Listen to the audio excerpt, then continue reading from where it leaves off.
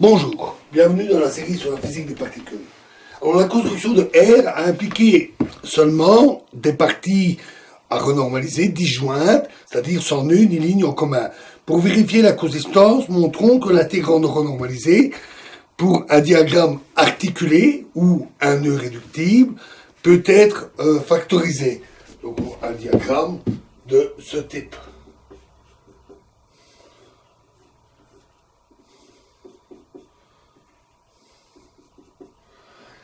Donc, comme exemple, considérons le diagramme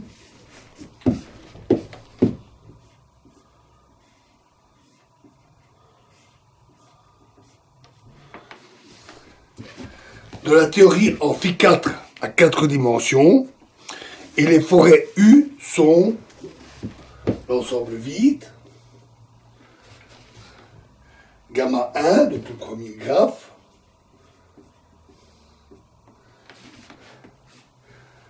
gamma 2,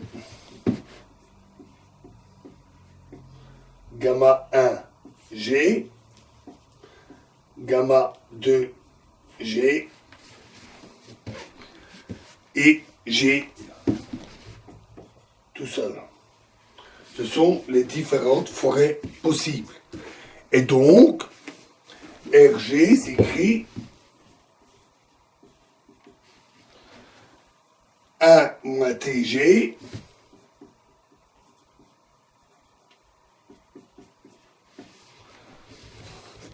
moins T gamma 1 moins T gamma 2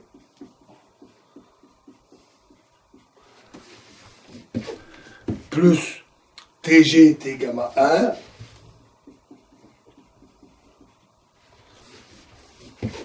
plus TG T gamma 2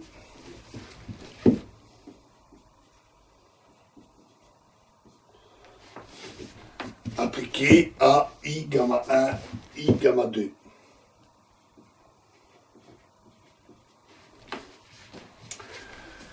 Pour un tel diagramme, TG est égal à TG1 fois T gamma 1 fois T gamma 2.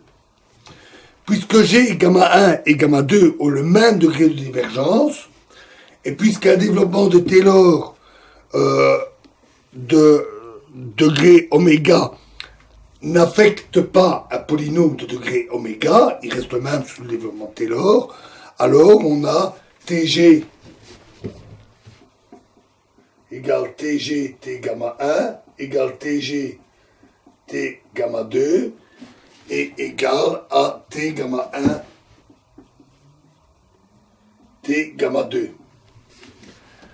Par conséquent, on peut réécrire RG comme 1 moins T gamma 1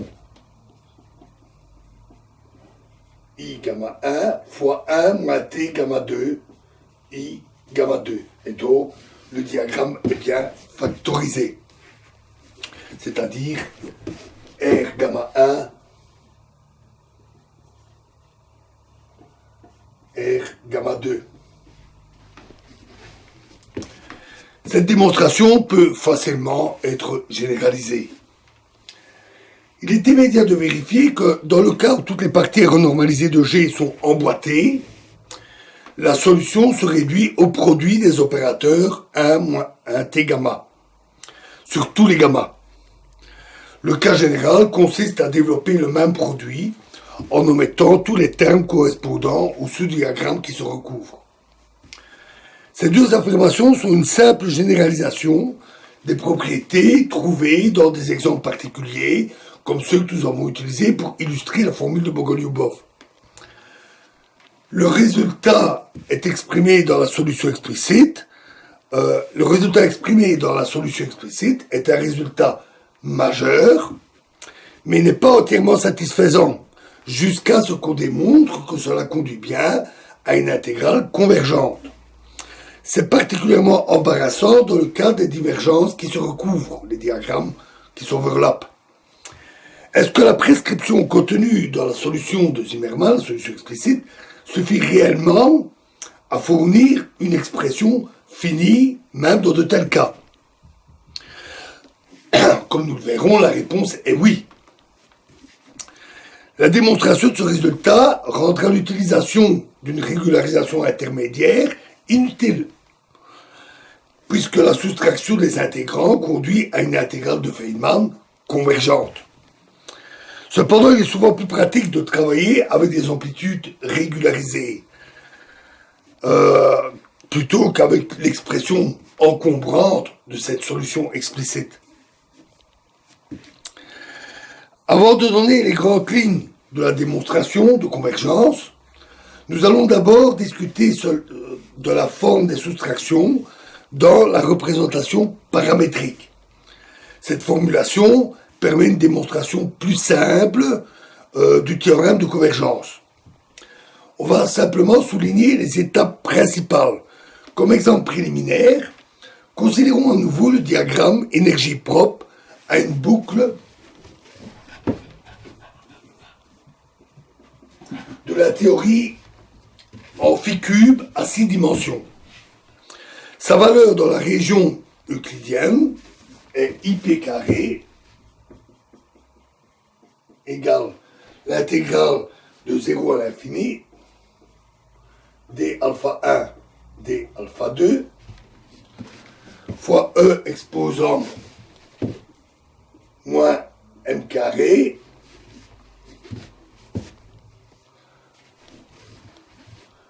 alpha 1 plus alpha 2 plus QP alpha divisé par 4pi cube P alpha cube. Avec P alpha égale alpha 1 plus alpha 2 et QP alpha est donné par alpha 1, alpha 2 sur alpha 1 plus alpha 2 fois P carré.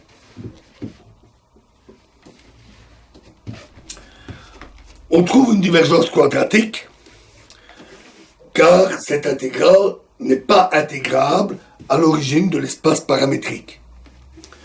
Si on utilise la renormalisation intermédiaire, la forme renormalisée sera obtenue par soustraction du développement de Taylor tronqué, développement en P carré à l'origine. C'est-à-dire que I régularisé P carré sera égal à IP carré moins I de 0 moins P carré fois DI sur dP carré calculé en P égale 0. Ceci est égal, en utilisant la forme ici, intégrale de 0 à l'infini d alpha 1 d alpha 2 fois E exposant moins m carré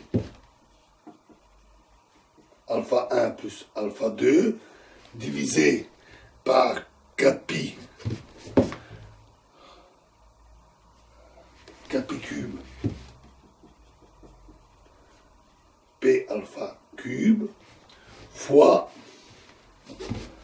E exposant moins QP alpha moins E exposant moins Q0 alpha, I0,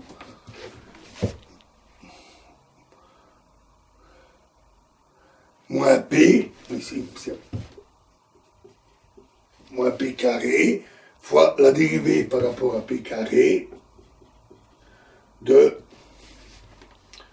E exposant moins Q P alpha calculé en alpha égale 0.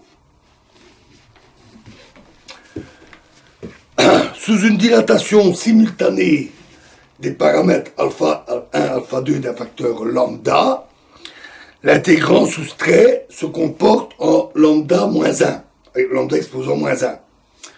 À cause du facteur lambda supplémentaire qui vient de la mesure des alpha 1 des alpha 2, l'intégrand sera convergent à l'origine. Ensuite, la soustraction en p carré peut être transformée en une soustraction sur le paramètre lambda. Si on rappelle la propriété d'homogénéité de Q et de P, c'est-à-dire que l'on a Q rho P alpha égale Q P rho carré alpha. Et on obtient ainsi P alpha moins 3 fois E exposant moins QP alpha moins E exposant moins Q0 alpha moins P carré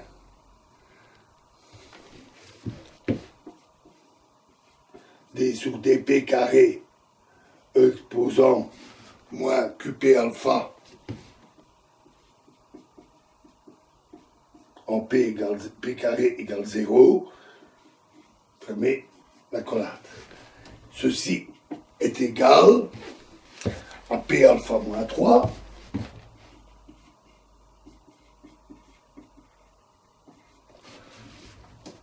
fois E exposant moins QP alpha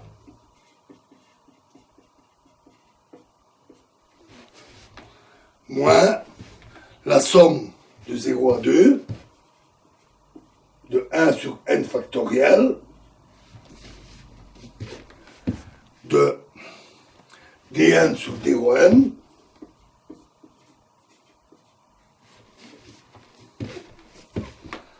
de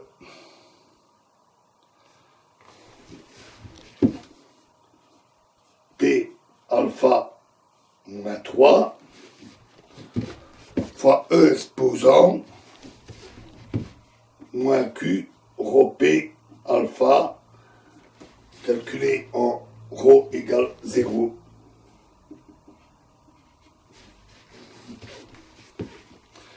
Et ceci est donc égal à P alpha moins 3 fois E exposant moins QP alpha moins somme de 0 à 2 de 1 sur n factoriel fois dn sur d rho n fois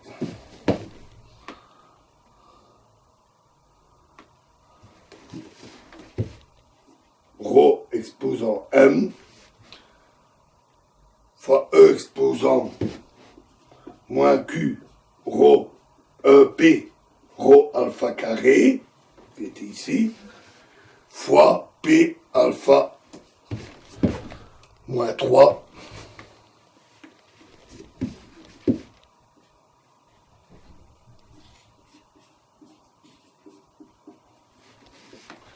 le tout calculé en rho égale 0.